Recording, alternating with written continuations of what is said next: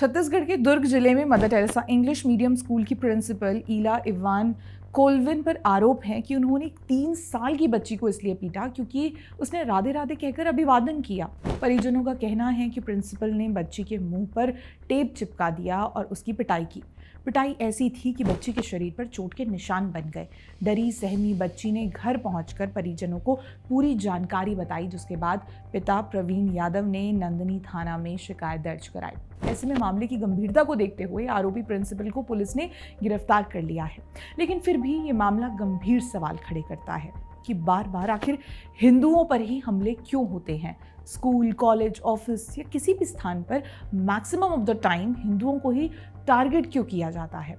ऐसा भी नहीं है कि ये पिछले कुछ सालों से ही हो रहा हो, नहीं, ये एक पैटर्न के थ्रू सदियों से होता आ रहा है कि देश में बहुसंख्यक होने के बाद भी अल्पसंख्यकों के हमले झेलने पड़ते हैं।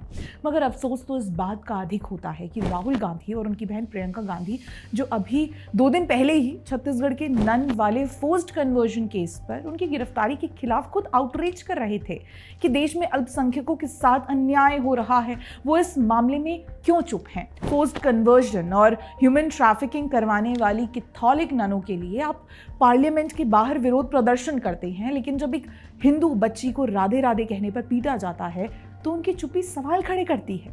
ऐसा दोहरा मापदंड क्यों? जब माइनॉरिटी समुदाय के लोग परेशानी में होते हैं तो कांग्रेस पार्टी तुरंत सामने आ जाती है, लेकिन जब हिंदुओं पर हमले होते हैं तो वो चुप्पी साध लेते हैं। क्या इनके लिए वोट बैंक की राजनीति ज्यादा जरूरी है? क्या हिंदुओं का दर्द उन्हें नहीं दिखता, या फिर वे जानबूझकर हिंदुओं को टारगेटेड रखना चाहते हैं? इस घटना से स्पष्ट है कि हिंदुओं पर लगातार हमले हो रहे हैं और इनकी अनदेखी नहीं की जा सकती। राजनीतिक दलों, विशेष रूप से कांग्रेस पार्टी को इस पर स्पष्ट स्टैंड लेना चाहिए। राहुल गांधी और प्रियंका गांधी को इस मामले पर अपनी चुप्पी तोड़नी चाहिए और ये स्पष्ट करना चाहिए कि वे हिंदुओं पर हो रहे हमलों के खिलाफ है या नहीं, अन्यथा लोग उन्हें दोहरे मापदंड वाले नेता के रूप में ही याद रखेंगे।